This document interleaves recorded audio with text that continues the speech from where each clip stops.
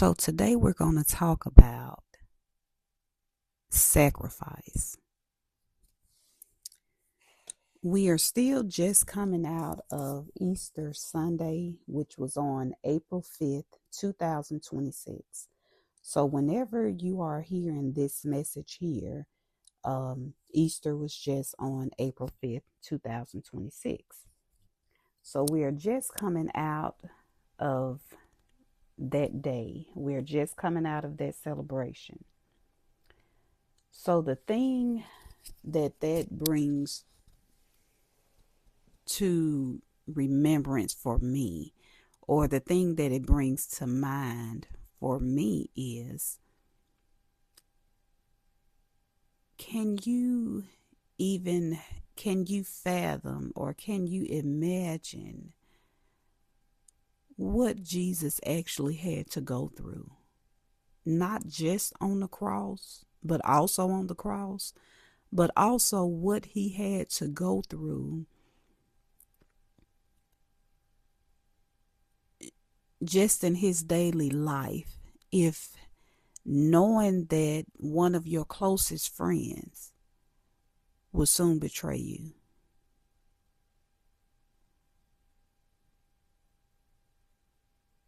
Knowing that you would actually have to, you as a perfect being,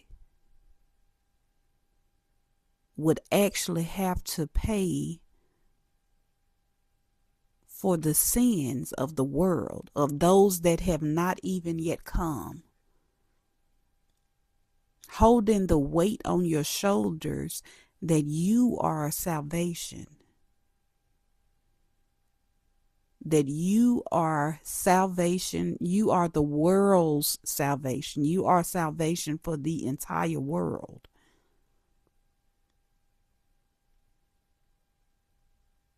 And for those that believe that your blood will serve as a remembrance of salvation, your blood wipes away all of their sin.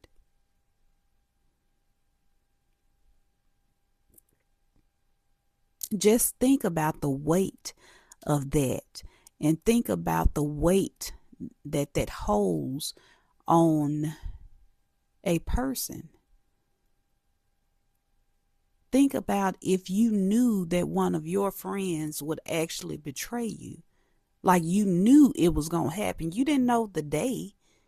You did not know the time, but you knew that that friend was going to betray you. And that may have happened for someone listening. That may have happened. You just knew that that particular friend was going to betray you.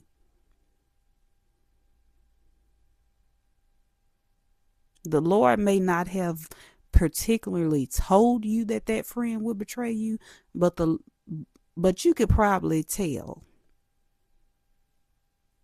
You could maybe tell that there was, either some jealousy going on, that there was a little, that friend was dealing with some things of their own that left them more viable for an evil spirit to take hold of them.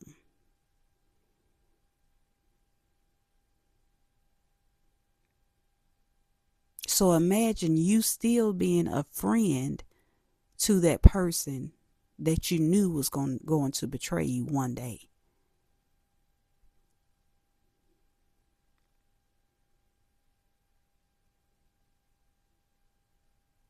So Jesus is like,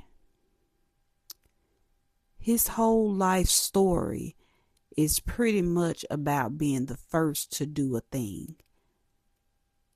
I done a blog on that on my one of my websites, ShavonHampton.life. I done a blog on that back when Kamala Harris won vice president. And being the first to do a thing There's a lot of controversy. There's a lot of love. There's a lot of hate as well. There's a lot of things that you can't quite name that goes on behind being the first to do a thing. You can't name it because no one else has ever gone through it. No one else has had to name it. So you are the first to sort through it and to now give it a name so that the ones behind you will have a name for it, so that they are aware of the pitfalls, they are aware of the ups and the downs and all of the nooks and crannies of doing this particular thing. You are the one. You are the first to do a thing. You are the trendsetter.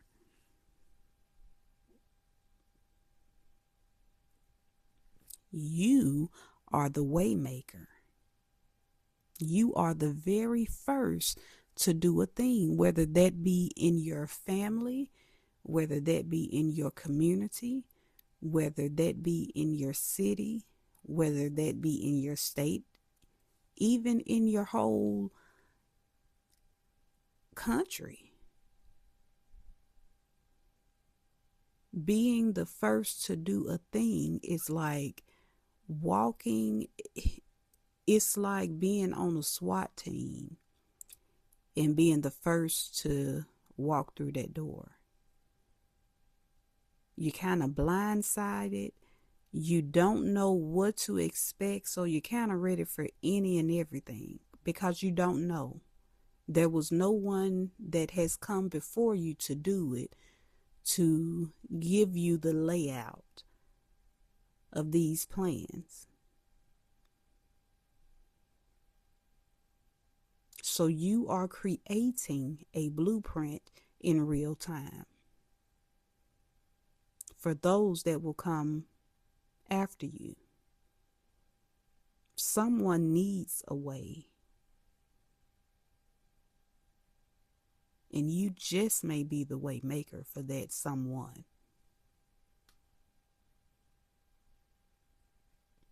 Someone needs to see the truth. Someone needs to see the light. And you just may be the truth. You just may be the light for that someone. So what that means is that it may not look picture perfect for you, because remember, you are the first to do this thing. So it may not look picture perfect because no one has perfected it. You are the first. You may stumble and fall because you did not know that that stumbling block was there, because you are the first. You may have to get back up and do it all over again because you didn't know that that was the end. If I turn this way, then there's a roadblock down that road. I didn't know that. So now I have to turn back around and begin again. Because you are the first. When you are the first, it may seem like you're by yourself because there's no one who can help you. There's no one who would really understand, really and truly. They may have done something similar, maybe not. Usually not. So they can't, there's no reference point to be given. You are winging it. You and Holy Spirit and the Lord, you're just winging it on your own. You're having to actually follow his promptings. You're actually having to follow your discernment. You're having to lean in and having an ear to hear.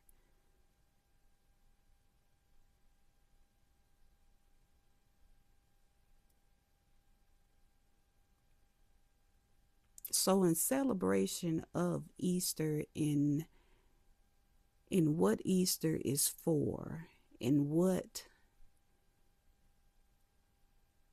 we can remember the life of Jesus for, what we can celebrate him for.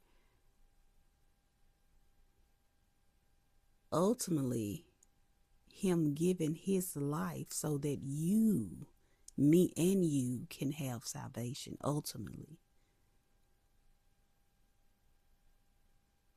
That's huge.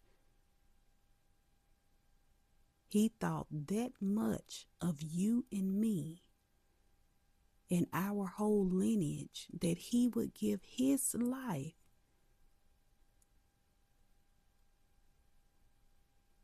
for us. So how dare we squander it away? How dare we not take advantage of every moment? How dare we use it for evil?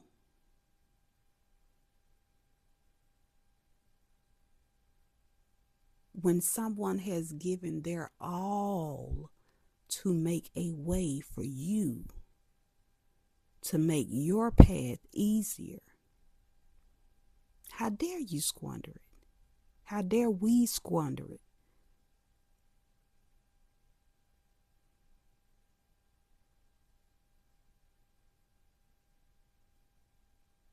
Literally giving his all, his life.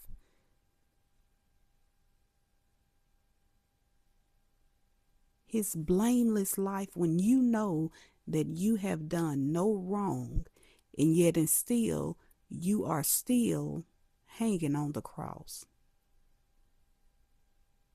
with nails in your hand, when you know that you are blameless. The only thing that you are guilty of is being the first to do a thing. And the onlookers and spectators are not yet understanding of what you are doing. They are not yet grasping the concept of the foundation that you are laying. That's the only thing that you're guilty of. But since they have no rubric to judge you by or to go off of, since they have no rule book, since they have no reference points, since they have nothing else to even go off of,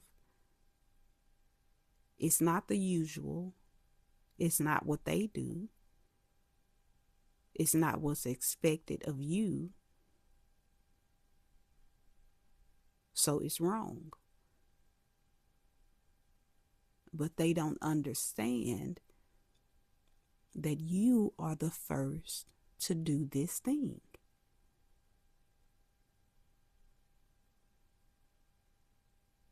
Instead of them trying to appreciate it for what it is, they try to put it in their box that they can understand.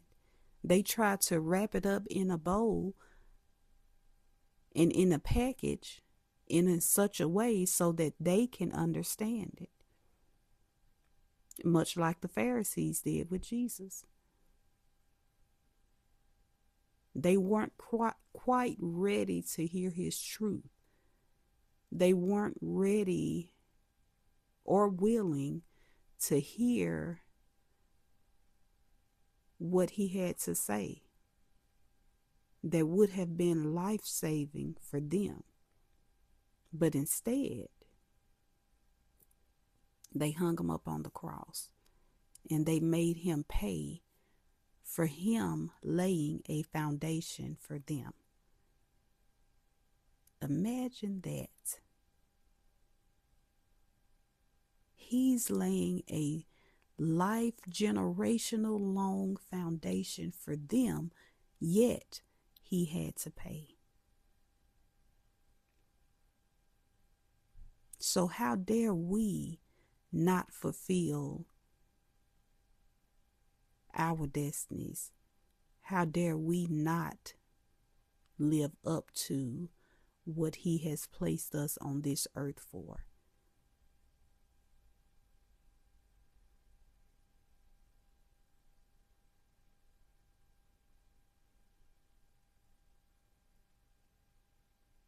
In this very moment, thank the Lord for his sacrifice of his son Jesus.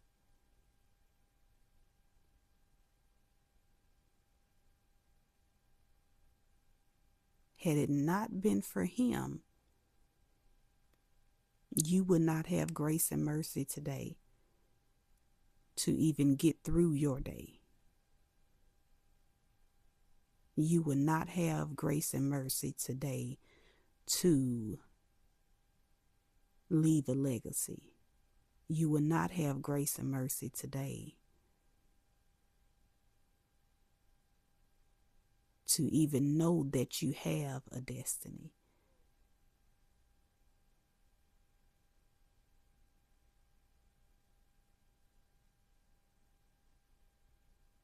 So thank him.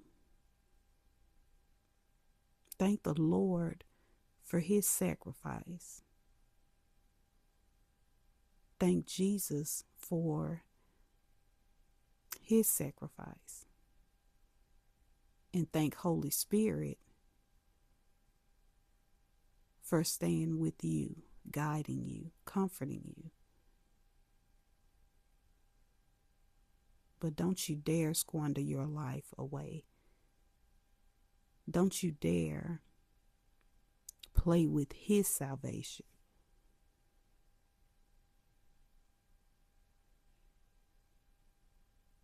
So until next time, stay vigilant and remember all the things that you have to be thankful for.